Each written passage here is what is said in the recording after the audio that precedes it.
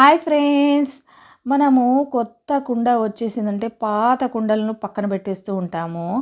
అయితే పాత కుండల్ని కూడా వేస్ట్‌గా పక్కన పారేయకుండా చక్కగా చల్లగా అయ్యే వాటరు తయారు చేసుకోవచ్చు. అయితే నేను చెప్పే టిప్స్ అయితే ఫాలో అవ్వండి. ఇదైతే పాత కుండ చూడండి, ఆల్రెడీ దీని ట్యాప్ కూడా పోయింది. ట్యాప్ కూడా బిగించాలి. అయితే ఒక టబ్‌లో నీళ్లు వేసేసి కుండ పెట్టేసి ఓవర్ నైట్ అన్నా 2 డేస్ అన్నా నానబెట్టండి.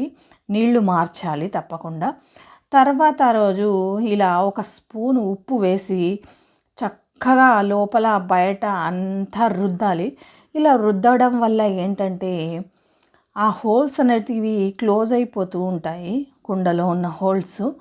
ఆ హోల్స్ అన్నీ ఓపెన్ అవ్వడానికి ఇలా సాల్ట్‌ను వేసి ఒక ప్రొద్దున పెడితే ఈవినింగ్ వరకు పెట్టేసి తర్వాత ఈవినింగ్ ఇలా కడిగేసినా సరే ఇలా డస్ట్ పార్టికల్స్ అన్నీ వచ్చేస్తాయి.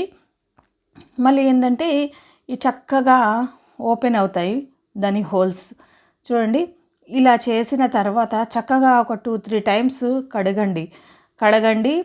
తర్వాత వచ్చేసి దీంట్లో మంచినీళ్ళు వేయండి. మనం తాగేటి మినరల్ వాటర్ అయినా సరే, ఏ వాటర్ అయినా సరే వేసేసుకోండి. ఇలా చెమ్మ అనేది బయటకు రావాలి నీళ్ళది కుండలో నుండి.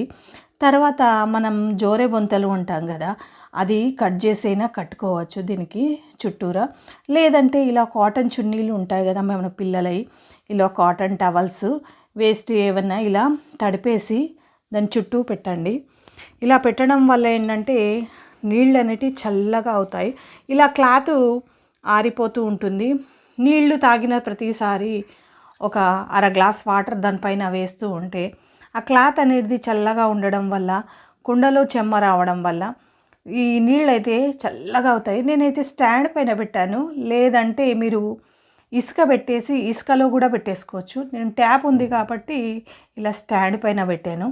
మీరైతే ఇసుక పైన కూడా పెట్టుకోండి. చూడండి, నీళ్ళు ఎంత చక్కగా చల్లగా అయ్యాయంటే దీంట్లో చాలా పోషక విలువలు ఉంటాయి. ఈ వాటర్ ముందు మన ఫ్రిడ్జ్ వాటర్ కూడా వేస్ట్ అండి. మన పిల్లల ఆరోగ్యం, మన ఆరోగ్యం మన చేతుల్లో ఉంది. కాబట్టి కుండలో నీళ్లు వాడడం మనకి, మన పిల్లలకి చాలా అవసరం. Thanks for watching. Thank you.